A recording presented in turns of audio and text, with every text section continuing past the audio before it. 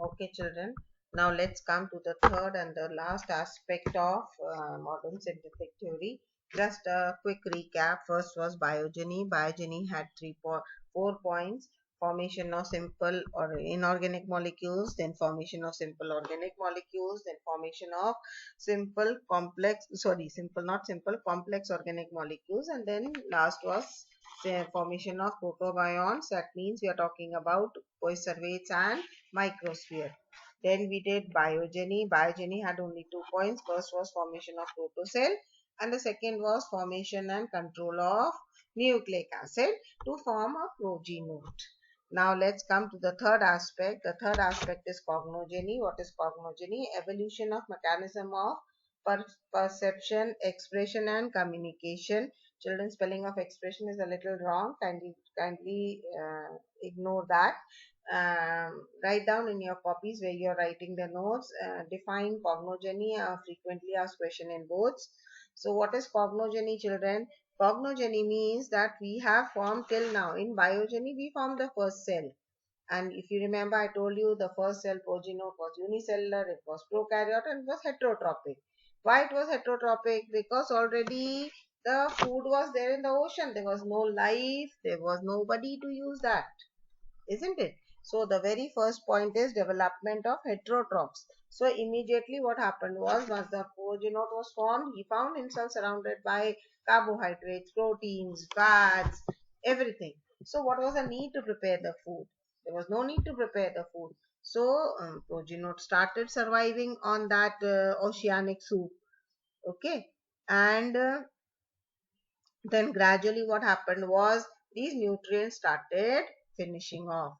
So what happens was now there was again the issue of survival because the food has finished. Progenote had used all the food. So then there was the need of the hour, and some of them started becoming as chemoheterotrophs. They became as chemoautotrophs, and they started chemosynthesis. I hope everybody knows what is chemosynthesis. It is opposite of photosynthesis. In photosynthesis, you use sunlight to prepare the food. In chemosynthesis, they use chemical energy to prepare the food. And such an example, the very first bacteria that was formed, which was doing chemosynthesis, was sulfur bacteria. They were the first organisms to be formed. Again, a 1 mark question. Name the first organism to be formed. So it is sulfur bacteria. And the equation I have given in the notes, you must have seen. 6CO2 plus 12H2S will form C6H12O6 plus 6H2O plus 12S. Then finally came development of photoautotrophs. So when some of them became chemoautotrophs, again evolution started and they became photoautotrophs. That means they started utilizing light energy to prepare the food. So gradually, some anaerobic chemoheterotrophs, they developed chlorophyll and started photosynthesis. And thus appeared cyanobacteria. Do you remember cyanobacteria, the blue-green algae, and which used water to get hydrogen and released oxygen. Now see, this is the first point where oxygen was released. If you remember, again and again throughout the chapter, I kept on telling you that oxygen was not present in the atmosphere. It was a reducing atmosphere.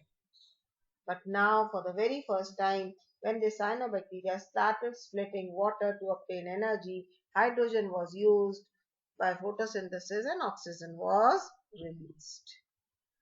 And then slowly and gradually, first cell was formed, prokaryotes, then eukaryotes, and finally unicellular and then multicellular organisms were formed. So with this, we finish the Oparin and Haldane theory. Children, what is coming on the screen is an important question that comes in the board exam. You have to tell the effect of oxygen on primitive life. Initially, if you remember, I told you that the atmosphere was a reducing atmosphere. But when photosynthesis started, the atmosphere became oxidizing. It had oxygen. So what happened when oxygen came on Earth? So the very first is anaerobic organisms, they were killed. Obviously, they were adapted to live in anaerobic conditions. The moment oxygen came, they found themselves unsuitable and they died. Second was aerobic organisms, they developed. And these aerobic organisms, they used oxygen to oxidize their food and obtain more energy. That means I'm talking about respiration. Then oxygen, it started reacting with ammonia and methane. And you all are chemistry students, if oxygen reacts with ammonia, it will form nitrogen. And if oxygen combines with methane, it will form carbon dioxide and water. Then ozone developed due to UV rays, which acted as a radiation belt and protected the earth from UV rays. So O2 plus O2 will form 2O3. Then presence of oxygen put an end to abiotic synthesis of life because organisms consumed and degraded the intermediate processes formed abiotically.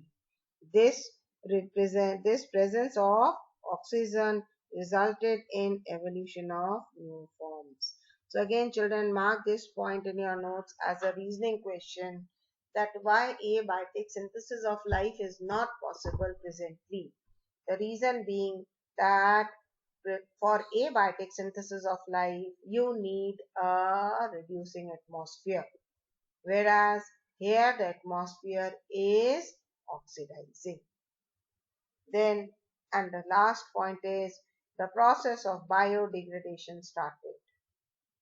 There was no decay and rotting and putrefaction in primitive earth. Oxygen was not there.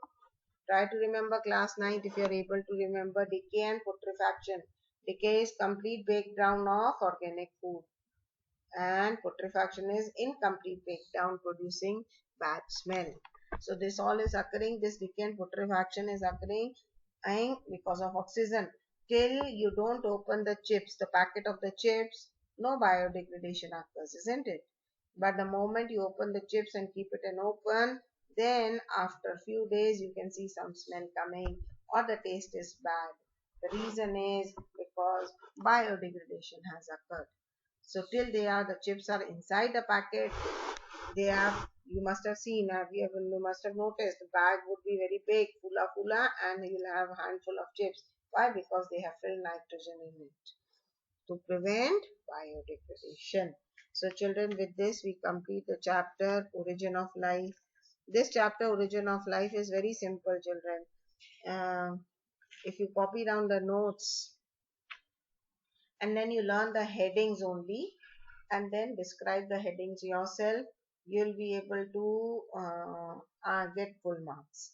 In this, O'Brien-Haldane theory is important and Miller and Urey experiment is important. Effect of oxygen on primitive life is important.